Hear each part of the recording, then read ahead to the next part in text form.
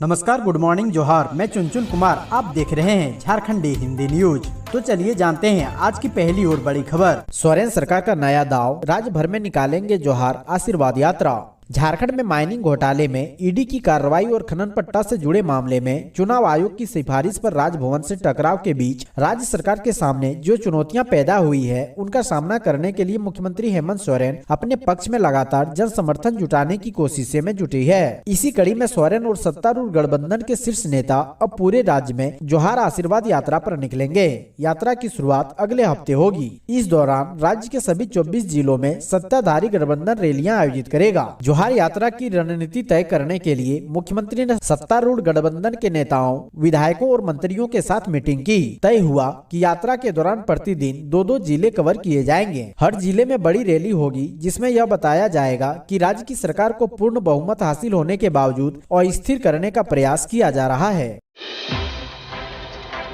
अन्नपूर्णा देवी ने कहा, झारखंड में शिक्षकों के 90,000 पद रिक्त, 74,000 तो सिर्फ प्राथमिक स्कूलों में। केंद्र शिक्षा राज्य मंत्री अन्नपूर्णा देवी ने कहा है कि झारखंड में शिक्षकों की काफी कमी है। शिक्षकों की कमी से स्कूलों में बच्चों की पढ़ाई बाधित हो रही है। केंद्र शिक्षा राज्य मंत्री ने गुरुवार को राज्य के स्कूली शिक्षा एवं साक्षरता विभाग के अधिकारियों के साथ बैठक की। शिक्षा मंत्री ने मुख्यतः केंद्र प्रायोजित योजनाओं की समीक्षा की। बैठक के बाद पत्रकारों से बात करते हुए शिक्षा मंत्री ने कहा कि झारखंड में शिक्षा के विकास में सबसे बड़ी बाधक शिक्षकों की कमी है। शिक्षा मंत्री ने कहा कि राज्य सरकार में इच्छा शक्ति की कमी है। राज्य सरकार केवल पूर्ववर्ती सरकार द्वारा किए गए कार्यों पर रोक लगा रही है। उन्होंने कहा कि सरकार ने बिना नई अस्थायी नीति बनाए पहले ही सरकार की नीति को वापस ले लिया। इससे राज्य में नियुक्ति प्रभावित होगी। ईडी ने जेल में बंद विजय हांसदा से की पूछताछ, मनी लॉन्ड्रिंग मामले में है आरोपी। ईडी ने साहिबगंज जेल में बंद विजय हांसदा से 3 घंटे पूछताछ की है। पूछताछ करने के बाद ईडी की टीम बोरियो की ओर रवाना हो गई है। ईडी की टीम ने जेल पहुंचकर पूछताछ की और 2:30 बजे के करीब जेल से निकल गई। ईडी साहिबगंज जेल से निकलकर बोरियो की तरफ रवाना हुई है। आधिकारिक सूत्रों से मिली जानकारी के अनुसार ईडी की टीम शुक्रवार को साहिबगंज में ही रही। गौरतलब है कि पूर्व में विजय हांसदा ईडी का गवाह बना था, लेकिन पुलिस ने 11 नवंबर को आर्म्स एक्ट मामले में जेल भेज दिया था। विजय हांसदा मिर्जा चौकी थाना क्षेत्र के भवानी चौकी का रहने वाला है। शुरुआती दिनों में ईडी कई पत्थर व्यवसायियों के ठिकाने पर छापेमारी की थी। इस छापेमारी के दौरान विष्णु यादव उर्फ छोटू यादव के माइंस और क्रशर को सील किया गया था। विजय हांसदा ग्राम प्रधान है और ईडी की जब्ती सूची पर हस्ताक्षर किया था। राजकीय सम्मान के साथ निकली समरेश सिंह की शव यात्रा। बोकारो के पहले विधायक, भाजपा के संस्थापक सदस्य समरेश सिंह ने 1 दिसंबर 2022 को दुनिया को हमेशा के लिए अलविदा कह दिया। शुक्रवार को समरेश सिंह की शव यात्रा उनके आवास सेक्टर 4 बोकारो से निकाला गया। यात्रा निकलने से पहले झारखंड के पूर्व मुख्यमंत्री व भाजपा के राष्ट्रीय उपाध्यक्ष रघुवर दास ने उनको श्रद्धा सुमन अर्पित किया। श्रद्धा सुमन अर्पित करने जमशेदपुर पूर्वी के पूर्व विधायक सरयू राय, खादी ग्राम उद्योग के पूर्व अध्यक्ष जय नंदू, धनबाद के भाजपा सांसद पशुपतिनाथ सिंह सहित तमाम राजनीतिक दल के नेता पहुंचे। बता दें कि अमरेश सिंह का राज्य के सम्मान के साथ अंतिम संस्कार उनके पैतृक गांव में किया जाएगा। इसके साथ ही बोकारो पुलिस के जवानों ने पार्थिव शरीर पर तिरंगा समर्पित कर उन्हें सम्मान दिया। मृतक को नहीं मिला एम्बुलेंस, ठेले पर लादकर ले गए शव, फिर आया बेतुका बयान। लातेहार में स्वास्थ्य विभाग की बड़ी लापरवाही सामने आई है। दरअसल लातेहार जिले के बालू माथा सामुदायिक स्वास्थ्य केंद्र में मृतक के शव को एम्बुलेंस नहीं दिए जाने के बाद शव को ठेले पर लादकर ले जाने का मामला सामने आया है। इसके बाद उसी मामले को लेकर चिकित्सा पदाधिकारी डॉक्टर पुरुषोत्तम कुमार का गैर जिम्मेदाराना बयान सामने आया है। स्वास्थ्य विभाग की लापरवाही के बाद इस मसले पर पत्रकारों ने चिकित्सा पदाधिकारी डॉक्टर पुरुषोत्तम कुमार से सवाल पूछा तो उन्होंने कहा कि मरीज ठेला से आया था, ठेला से जाएगा। मेरा काम यह नहीं कि कौन कैसे आ रहा है और कैसे जा रहा है। स्वास्थ्य विभाग से हुई लापरवाही को चिकित्सा पदाधिकारी ने मामूली बात बताया। इसके साथ ही उन्होंने कहा कि मीडिया वाले मामले को तुल दे रहे हैं। हद तो तब हो गई जब उन्होंने यह कह दिया कि हमें बालू माथा से हटवा दें। मैं बालू माथा में नहीं रहना चाहता हूँ। मैं वैसे भी ज्यादा काम कर रहा हूँ, ये मेरी जिम्मेदारी नहीं है। इसके लिए स्वास्थ्य केंद्र में डॉक्टर नियुक्त किए गए हैं।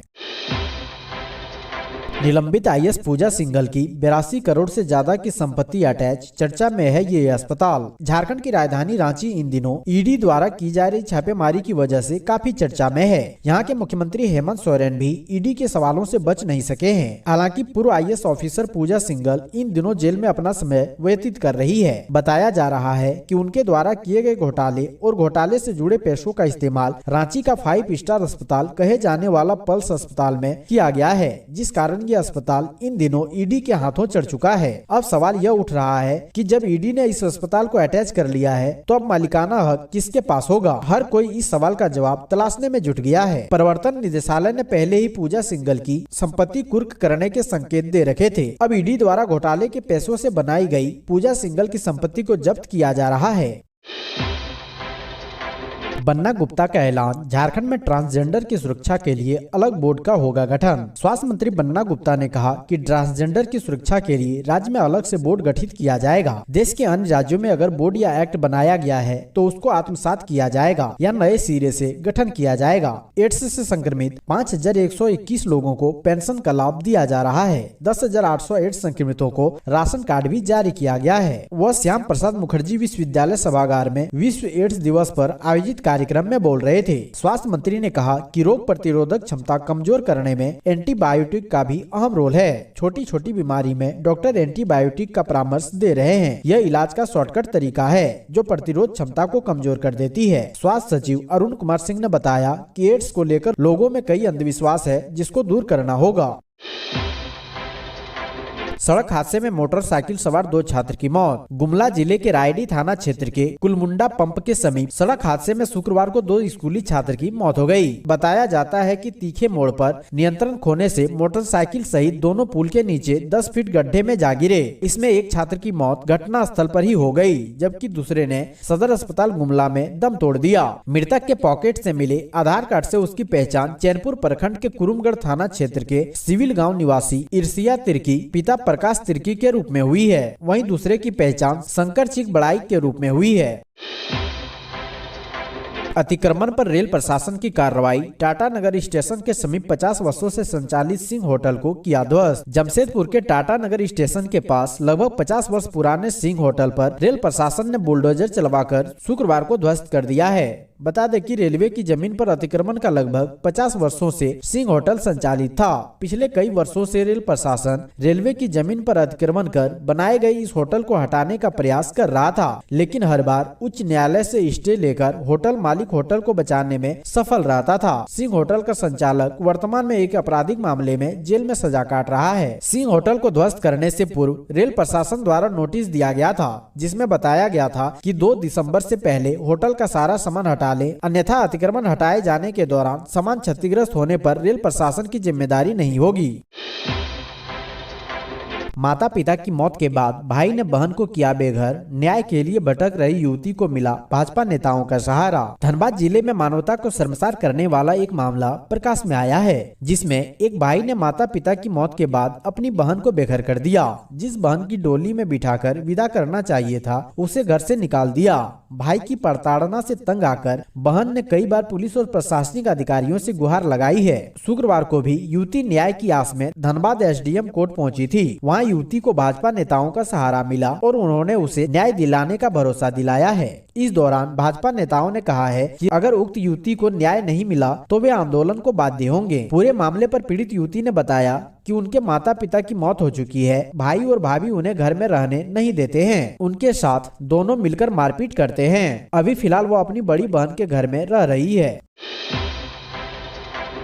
10 लाख का ब्राउन शुगर बरामद, 4 गिरफ्तार। हजारीबाग के कोर्रा थाना क्षेत्र स्थित कन्हरी मार्ग से पुलिस ने 10 लाख का ब्राउन शुगर बरामद किया है। इस मामले में 4 युवकों को गिरफ्तार किया गया है। पकड़े गए युवकों के पास से 300 ग्राम ड्रग्स बरामद किए गए हैं। पकड़े गए आरोपियों में कटकम सांडी थाना क्षेत्र के बांझा गांव निवासी राजदीप प्रसाद व मटकू सिंह, पेलावल निवासी इंद्रजीत कुमार सिंह एवं शहीद अंसारी शामिल है। इस संबंध में थाना प्रभारी उत्तम तिवारी ने बताया कि इंटर साइंस कॉलेज के पास एक बेलोनो कार में 4 युवक सवार थे, वहीं ड्रग्स खरीद बिक्री की बात कर रहे थे। इसकी गुप्त सूचना पुलिस कप्तान को मिली। सूचना को गंभीरता से लेते हुए एक टीम का गठन किया गया। टीम ने मौके पर पहुंचकर चारों युवकों को धर दबोचा। तलाशी के दौरान उसके पास से करीब 10 लाख रुपए का ब्राउन शुगर बरामद किया गया।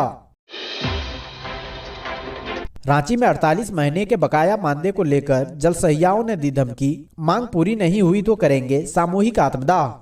झारखंड राज्य जलसहिया संघ के बैनर तले हजारों की संख्या में जलसहिया राजभवन के समक्ष आंदोलन कर रही है। इन आंदोलनकारियों की मांग है 48 महीने से लंबित मानदेय का शीघ्र भुगतान हो। इसके साथ ही वर्तमान हेमंत सरकार द्वारा मानदेय को प्रोत्साहन राशि में तब्दील किए जाने का विरोध कर रही है। बता दें कि रोजाना अलग अलग जिलों में बड़ी संख्या में जलसहिया अपने छोटे छोटे बच्चों को लेकर राजभवन के समक्ष पहुँच रही है और धरना प्रदर्शन कर रही है।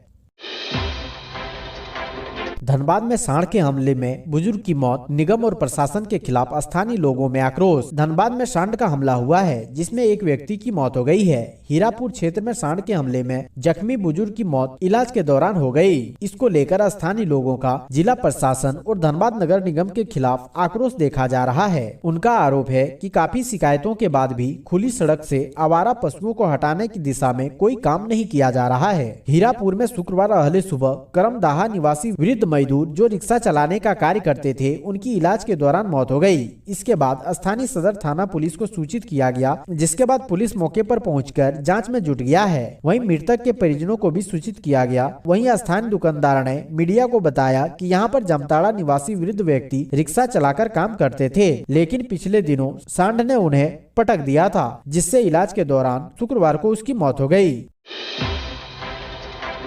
दुमका में अलग अलग 2 सड़क हादसों में 5 मालवाहक वाहन दुर्घटनाग्रस्त। शिकारीपाड़ा थाना क्षेत्र में 2 दिसंबर को अलग अलग 2 सड़क हादसों में 5 मालवाहक दुर्घटनाग्रस्त होने की खबर है। पहला हादसा नौपहाड़ गांव के समीप की है, जहां 3 मालवाहक वाहन आपस में टकरा गए। शिकारीपाड़ा से दुमका की ओर आ रहा एक ट्रक पर स्टोन चिप्स लदा था। ट्रक ने हाईवा को टक्कर मार दी। देवघर जिले के पालोजोरी निवासी हाईवा चालक नसीम अंसारी गंभीर रूप से घायल हो गया। घायल चालक हाईवा में ही था। इसी बीच पीछे से आकर एक डंपर ने हाईवा में ठोकर मार दी। 3 वाहनों के टक्कर से घंटों सड़क जाम रहा। सड़क पर वाहनों की कतारें लग गई। पुलिस पहुंचकर यातायात नियंत्रित की। पुलिस और स्थानीय लोगों ने घायल नसीम को इलाज के लिए अस्पताल में भर्ती कराया। वहीं दूसरी घटना सड़क हादसे में शिकारीपाड़ा थाना अंतर्गत बरमसिया गाँव के समीप दुमका असन बनी मार्ग पर 2 मालवाहक वाहनों में टक्कर हो गई। टक्कर में दोनों वाहन के चालक और खलासी बाल बाल बच गए।